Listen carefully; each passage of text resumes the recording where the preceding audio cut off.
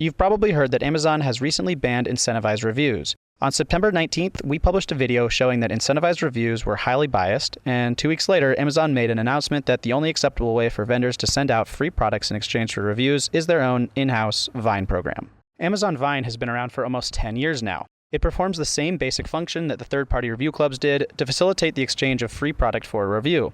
However, we're seeing that Amazon Vine does a much better job of regulating the process. This is reflected in what we see in the data, however, it's still not perfect. First, a little bit about ourselves and where we're getting this data.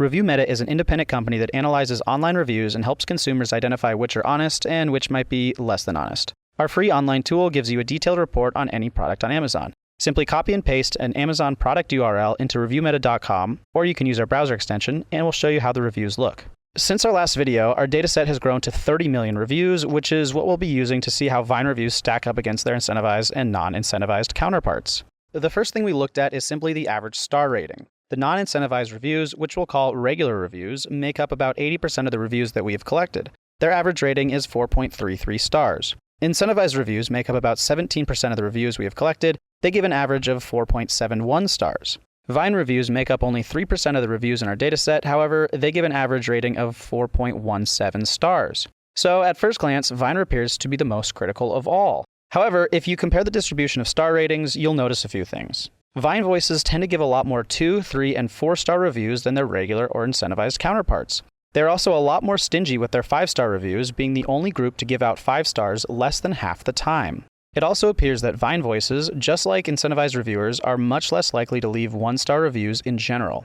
Overall, the distribution still shows that Vine voices are the most critical, with over 20% of their reviews being either 1, 2, or 3 stars. However, things start to get interesting when we control for product. On average, the regular reviewers rated the products 4.24 stars, while the Vine voices rated the same products 4.39 stars. That's a 0.15 star increase in the Vine reviews. Now, we do need to mention that we narrowed our dataset down considerably in order to control for product. We only looked at products with at least 10 Vine reviews and at least 10 regular reviews. This still left us with 921 products and over 2.5 million reviews. However, only about 37,000 of them were Vine reviews. This could be explained by the fact that many of the Vine reviews in our dataset are older, since Vine has been around since 2007, and most of the products we analyze tend to be newer. Still, out of the 951 products, 26% of them had a lower rating from their Vine reviews, 12% of them had the same rating from their Vine reviews, and 61% had a higher rating from their Vine reviews. This doesn't reflect too well on Vine reviews, however, we wanted to stack them up against their incentivized counterparts while still controlling for product. The next thing we did was narrow our dataset down even further. We looked at only products that had at least 10 Vine reviews, 10 incentivized reviews, and 10 regular reviews. We only found 107 products in our dataset that met this criteria. On average, we found that the products received 4.31 stars from their regular reviews, 4.53 stars from their Vine reviews, and 4.73 stars from their incentivized reviews. So either way you look at it, Vine reviews don't appear to be nearly as biased as their incentivized counterparts, but still might not be perfectly representative of regular reviews. So why is this? Both Amazon Vine and third-party review clubs operated with the same premise. You get free stuff to write reviews about. So there might still be a few inherent biases at play. The first is that regular reviewers are more likely to choose to write a review after a negative experience with a product, while Vine voices are required to review everything they get. This could explain why we see regular reviewers give out 1 stars at 3 times the frequency of Vine voices. The next is still the psychological bias of viewing a product more favorably because you received it at no cost to yourself. However, Vine voices are required to pay taxes, and we'll get to that in a minute. The real difference between Amazon Vine and third-party review clubs is the manner in which they operate, and there's 5 things that Amazon Vine does differently which help eliminate a lot of the bias.